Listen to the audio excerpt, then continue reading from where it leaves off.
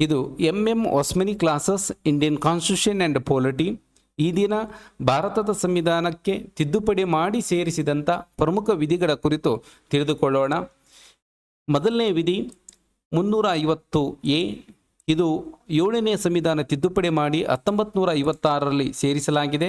350A ವಿಧಿ ಪ್ರಕಾರ ಭಾಷಾ ಅಲ್ಪಸಂಖ್ಯಾತ ವರ್ಗಗಳಿಗೆ ಸೇರಿದ ಮಕ್ಕಳಿಗೆ ಪ್ರಾಥಮಿಕ ಶಿಕ್ಷಣವನ್ನು ಅವರ ಮಾತೃಭಾಷೆಯಲ್ಲಿ ಕೊಡಬೇಕೆಂದು ಹೇಳುವಂಥ ವಿಧಿ 350A ವಿಧಿಯಾಗಿದೆ. 350B ವಿಧಿ ಇದು ಸಹ 7ನೇ ತಿದ್ದುಪಡಿ ಮಾಡಿ ಸೇರಿಸಿದಂಥ ವಿಧಿ ಇದಾಗಿದೆ. ಇದು ಭಾಷಾ ಅಲ್ಪಸಂಖ್ಯಾತ ವಿಶೇಷ ಅಧಿಕಾರಿಯನ್ನು ನೇಮಕ ಮಾಡುವುದರ ಬಗ್ಗೆ ತಿಳಿಸುವಂಥ ವಿಧಿ 350B. 43A ವಿಧಿ 42ನೇ ಸಂವಿಧಾನ ತಿದ್ದುಪಡಿ ಮಾಡಿ ಸೇರಿಸಿದಂಥ ವಿಧಿ ಇದಾಗಿದೆ. ಕೈಗಾರಿಕೆಗಳ ನಿರ್ವಹಣೆಯಲ್ಲಿ ಕಾರ್ಮಿಕರ ಭಾಗವಹಿಸುವಿಕೆ ಕುರಿತು ಹೇಳುವಂಥ ವಿಧಿ 43A.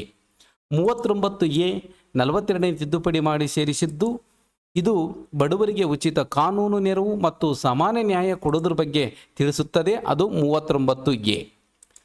48A ಸಹ 42ನೇ ತಿದ್ದುಪಡಿ ಮಾಡಿ ಸೇರಿಸಿದ್ದು ಅದು ಪರಿಸರ ರಕ್ಷಣೆ, ಅರಣ್ಯ ಮತ್ತು ವನ್ಯಜೀವಿಗಳ ಸಂರಕ್ಷಣೆ ಬಗ್ಗೆ ತಿಳಿಸುವಂಥ ವಿಧಿ ಯಾವುದಂತಂದರೆ 48A. 51A ವಿಧಿ ಇದು 42ನೇ ತಿದ್ದುಪಡಿ ಮಾಡಿ ಸೇರಿಸಿದಂಥ ವಿಧಿಯೂ ಕೂಡ ಇದಾಗಿದೆ. ಇದು ನಾಗರಿಕ ಮೂಲಭೂತ ಕರ್ತವ್ಯಗಳನ್ನು ಭಾರತದ ಸಂವಿಧಾನಕ್ಕೆ ಸೇರಿಸಿದಂಥ ವಿಧಿ ಯಾವುದಂದರೆ 51A. ಇದು 1976ರಲ್ಲಿ 10 ಮೂಲಭೂತ ಕರ್ತವ್ಯಗಳನ್ನು ಒಳಗೊಂಡಿತ್ತು. ಪ್ರಸ್ತುತ 11 ಮೂಲಭೂತ ಕರ್ತವ್ಯಗಳನ್ನು ಒಳಗೊಂಡಿರುವಂಥ ವಿಧಿ ಯಾವುದಂದರೆ 51A. 323A ವಿಧಿ ಇದು ಸಹ 42ನೇ ಸಂವಿಧಾನ ತಿದ್ದುಪಡಿ ಮಾಡಿ 1976ರಲ್ಲಿ ಬಂದಿರುವಂಥದ್ದು. ಆದರೆ ಜಾರಿಯಾಗಿದ್ದು 1985ರಲ್ಲಿ ಆಡಳಿತಾತ್ಮಕ ನ್ಯಾಯ ಮಂಡಳಿಗಳಂತೇಳಿ.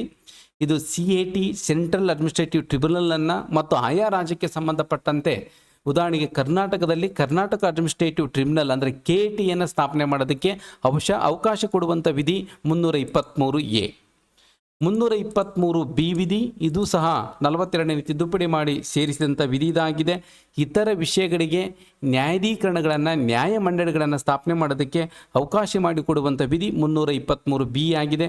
ತೆರಿಗೆ, ವಿದೇಶಿ ವಿನಿಮಯ, ಆಮದು ಮತ್ತು ರಫ್ತುಗೆ ಸಂಬಂಧಪಟ್ಟಂತೆ ಮತ್ತು ಅದರ ಜೊತೆಗೆ ಕೈಗಾರಿಕಾ ಮತ್ತು ಕಾರ್ಮಿಕ ವಿವಾದಗಳನ್ನು ಬಗೆಹರಿಸೋದಕ್ಕೋಸ್ಕರ ನ್ಯಾಯಮಂಡಳಿಗೆ ಅವಕಾಶ ಮಾಡಿಕೊಡುವಂಥ ವಿಧಿ 323B. 300A ವಿಧಿ ಇದು 44ನೇ ತಿದ್ದುಪಡಿ ಮಾಡಿ 1978ರಲ್ಲಿ ಸೇರಿಸಲಾಗಿದೆ. ಆಸ್ತಿ ಹಕ್ಕನ್ನು ಮೂಲಭೂತ ಹಕ್ಕುಗಳ ಪಟ್ಟಿಯಿಂದ ತೆಗೆದುಹಾಕಿ ಅಂದರೆ 31ನೇ ವಿಧಿಯಲ್ಲಿರುವಂಥದ್ದನ್ನು ತೆಗೆದುಹಾಕಿ 300Aಯಲ್ಲಿ ಸೇರಿಸಲಾಗಿದೆ. ಅದು ಕಾನೂನುಬದ್ಧ ಹಕ್ಕಾಗಿ ಹೇಳುವಂಥ ವಿಧಿ ಯಾವುದು ಅಂತಂದರೆ 300A ವಿಧಿ. 239AA ವಿಧಿಯು ಇದು 69ನೇ ತಿದ್ದುಪಡಿ ಮಾಡಿ 1991ರಲ್ಲಿ ಸೇರಿಸಲಾಗಿದೆ. ಕೇಂದ್ರಾಡಳಿತ ಪ್ರದೇಶವಾದ ದೆಹಲಿಗೆ ರಾಷ್ಟ್ರೀಯ ರಾಜಧಾನಿ ಪ್ರದೇಶ, ಅದರ ಜೊತೆಗೆ ಸಂವಿಧಾನಾತ್ಮಕ ಸ್ಥಾನಮಾನವನ್ನು ನೀಡಲಾಗಿದೆ. ವಿಧಾನಸಭೆ ಮತ್ತು ಮಂತ್ರಿಮಂಡಲದ ರಚನೆಗೆ ಅವಕಾಶ ಮಾಡಿಕೊಡುವಂಥ ವಿಧಿ ಯಾವುದಂತಂದರೆ 239AA ವಿಧಿಯು. 243ರಿಂದ 243O ವಿಧಿಯು 73ನೇ ತಿದ್ದುಪಡಿ ಮಾಡಿ 1992ರ ಕಾಯ್ದೆಯಂತೆ ಜಾರಿಗೆ ಬರಲಾಗಿದೆ. ಗ್ರಾಮೀಣ ಪಂಚಾಯಿತಿ ರಚನೆ ಮತ್ತು ಆಡಳಿತ ವ್ಯವಸ್ಥೆ ಬಗ್ಗೆ ತಿಳಿಸುವಂಥ ವಿಧಿಗಳು ಇವಾಗಿವೆ. ಈ ವಿಧಿಗಳು 24 ಏಪ್ರಿಲ್ 1993ರಲ್ಲಿ ಜಾರಿಗೆ ಬರಲಾಗಿದೆ. ಗ್ರಾಮೀಣ ಪಂಚಾಯಿತಿ ಅಂತಂದರೆ ಜಿಲ್ಲಾ ಪಂಚಾಯಿತಿ, ತಾಲೂಕ್ ಪಂಚಾಯಿತಿ, ಗ್ರಾಮ ಪಂಚಾಯಿತಿ ರಚನೆ ಮತ್ತು ಆಡಳಿತದ ಬಗ್ಗೆ ತಿಳಿಸುವಂಥ ವಿಧಿಗಳು ಯಾವ ಅಂತಂದರೆ 243ರಿಂದ 243O ವಿಧಿವರೆಗೆ.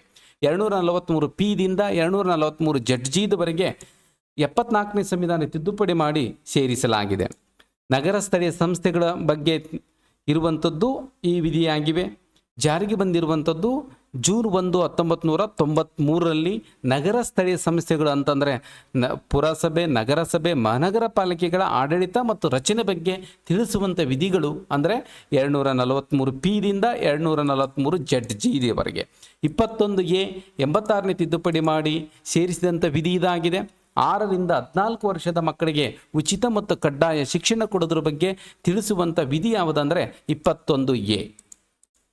51AK ವಿಧಿ ಇದು 86ನೇ ತಿದ್ದುಪಡಿ ಮಾಡಿ 2002ರ ಕಾಯ್ದೆಯಂತೆ ಸೇರಿಸಲಾಗಿದೆ. 6ರಿಂದ 14 ವರ್ಷದ ತಮ್ಮ ಮಕ್ಕಳಿಗೆ ಶಿಕ್ಷಣ ಕೊಡುವ ಕರ್ತವ್ಯ ಪಾಲಕ ಮತ್ತು ಪೋಷಕರದ್ದು ಅನ್ನುವಂಥ ತಿಳಿಸುವ ವಿಧಿ ಇದಾಗಿದೆ. ಇದು ಭಾರತದ ಸಂವಿಧಾನದ 4A ಭಾಗದಲ್ಲಿರುವಂಥ 11ನೇ ಮೂಲಭೂತ ಕರ್ತವ್ಯ ತಿಳಿಸುವಂಥ ವಿಧಿ 51 ಏಕೆ.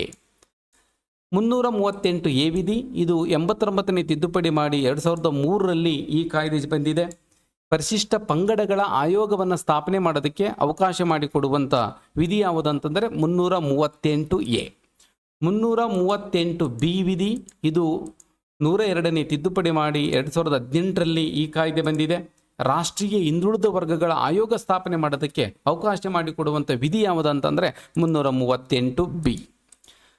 75(1)A, 164(1)A ಅನ್ನುವಂಥದ್ದು 91ನೇ ತಿದ್ದುಪಡಿ ಮಾಡಿ ಪಕ್ಷಾಂತರ ನಿಷೇಧ ಕಾಯ್ದೆಗೆ ಬಲ ಕೊಡೋದಕ್ಕೆ ಬಂದಿರುವಂಥ ತಿದ್ದುಪಡಿ ಇದಾಗಿದೆ. ಇದು ಲೋಕಸಭೆ ಮತ್ತು ವಿಧಾನಸಭೆಯ ಒಟ್ಟು ಸದಸ್ಯರ 15ಕ್ಕಿಂತ ಹೆಚ್ಚು ಮಂತ್ರಿಗಳು ಇರಬಾರ್ದು ಅನ್ನುವಂಥ ವಿಷಯವನ್ನು ತಿಳಿಸುವಂಥ ವಿಧಿ ಯಾವುದಂತಂದರೆ ಅದು 75. ಅದರ ಜೊತೆಗೆ ರಾಜ್ಯಗಳು ಕನಿಷ್ಠ 12ರಷ್ಟು ಮಂತ್ರಿಗಳು ಇರಬೇಕು ಅನ್ನುವಂಥದ್ದನ್ನು ಹೇಳುವಂಥ ವಿಧಿ ಯಾವುದು ಅಂತಂದರೆ 164ನೇ ವಿಧಿ. 43B 19(1)C ಅಂತಿದೆ, ಇದು 97ನೇ ತಿದ್ದುಪಡಿ ಮಾಡಿ ಸೇರಿಸಿರುವ ವಿಧಿ ಯಾವುದಂದರೆ 43B ಸಹಕಾರ ಸಂಘಗಳ ಸ್ಥಾಪನೆ ಮಾಡೋದ್ರ ಬಗ್ಗೆ. 19(1)C ಅದರಲ್ಲಿ ಈಗಾಗಲೇ ಸಂಘ ಸಂಸ್ಥೆ ಸ್ಥಾಪನೆ ಮಾಡೋದ್ರ ಬಗ್ಗೆ ವಿಷಯವನ್ನು ಒಳಗೊಂಡಿತ್ತು. ಅದರ ಜೊತೆಗೆ ಸಹಕಾರ ಸಂಘಗಳ ಸ್ಥಾಪನೆ ಅನ್ನುವಂಥ ವಿಷಯವನ್ನು 19(1)C 97ನೇ ತಿದ್ದುಪಡಿ ಪ್ರಕಾರ ಸೇರಿಸಲಾಗಿದೆ. 371J ವಿಧಿ, ಇದು 92ನೇ ಸಂವಿಧಾನ ತಿದ್ದುಪಡಿ ಮಾಡಿ 2013ರಲ್ಲಿ ಜಾರಿಗೆ ಬರಲಾಗಿದೆ. ಕಲ್ಯಾಣ ಕರ್ನಾಟಕದ ಪ್ರಸ್ತುತ 7 ಜಿಲ್ಲೆಗಳಿಗೆ ಶಿಕ್ಷಣ, ಉದ್ಯೋಗ ಮತ್ತು ಸರ್ವತೋಮುಖ ಅಭಿವೃದ್ಧಿಗೆ ವಿಶೇಷ ಸ್ಥಾನಮಾನ ಕೊಡುವ ವಿಧಿಯೇ 371J ವಿಧಿ. 279A ವಿಧಿ, ಇದು 101ನೇ ತಿದ್ದುಪಡಿ ಮಾಡಿ ಸೇರಿಸಿರುವಂಥದ್ದು. 2016ರಲ್ಲಿ ರಾಷ್ಟ್ರಪತಿಗಳಿಂದ GST ಮಂಡಳಿ ರಚನೆ ಕುರಿತಂತೆ ಹೇಳುವಂಥ ವಿಧಿ ಯಾವುದಂತಂದರೆ ಅದು 279A. 15 ಕ್ಲಾಸ್ 6 ಅಂತೇಳಿ ಇದು 103ನೇ ತಿದ್ದುಪಡಿ ಮಾಡಿ ಸೇರಿಸಿರುವಂಥ ವಿಧಿಯಾಗಿದೆ. ಆರ್ಥಿಕವಾಗಿ ದುರ್ಬಲ ವರ್ಗಗಳಿಗೆ ಶಿಕ್ಷಣ ಸಂಸ್ಥೆಗಳಲ್ಲಿ 10ರಷ್ಟು ಮೀಸಲಾತಿ ಕೊಡೋದ್ರ ಬಗ್ಗೆ ತಿಳಿಸುತ್ತದೆ. ಖಾಸಗಿ ಸಂಸ್ಥೆಗಳಲ್ಲಿ ಕೊಡೋದಕ್ಕೆ ಅವಕಾಶ ಇದೆ, ಆದರೆ ಅಲ್ಪಸಂಖ್ಯಾತ ಸಂಸ್ಥೆಗಳನ್ನು ಹೊರತುಪಡಿಸಿ ಇತರೆ ಸರಕಾರಿ ಮತ್ತು ಸರಕಾರೇತರ ಸಂಸ್ಥೆಗಳಲ್ಲಿ 10ರಷ್ಟು ಶಿಕ್ಷಣ ಸಂಸ್ಥೆಗಳಲ್ಲಿ ಶಿಕ್ಷಣಕ್ಕಾಗಿ ಮೀಸಲಾತಿ ಕೊಡೋದಕ್ಕೆ ಅವಕಾಶ ಇದೆ. 16 ಕ್ಲಾಸ್ 6 ಅಂತೇಳಿ 103ನೇ ತಿದ್ದುಪಡಿ ಮಾಡಿ ಸೇರಿಸಿರುವಂಥ ವಿಧಿ ಇದಾಗಿದೆ.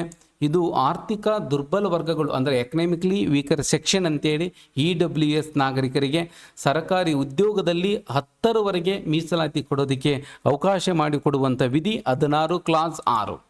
330A ವಿಧಿ, ಇದು 106ನೇ ತಿದ್ದುಪಡಿ 2023ರಲ್ಲಿ, ಆದರೆ ಇಲ್ಲಿವರೆಗೂ ಜಾರಿ ಬರದೇ ಇರುವಂಥ ವಿಧಿ ಇದಾಗಿದೆ. ಲೋಕಸಭೆಯಲ್ಲಿ ಮಹಿಳೆಯರಿಗೆ 33ರಷ್ಟು ಮೀಸಲಾತಿ ಕೊಡೋದ್ರ ಬಗ್ಗೆ ತಿಳಿಸುವಂಥ ವಿಧಿ ಇದಾಗಿದೆ.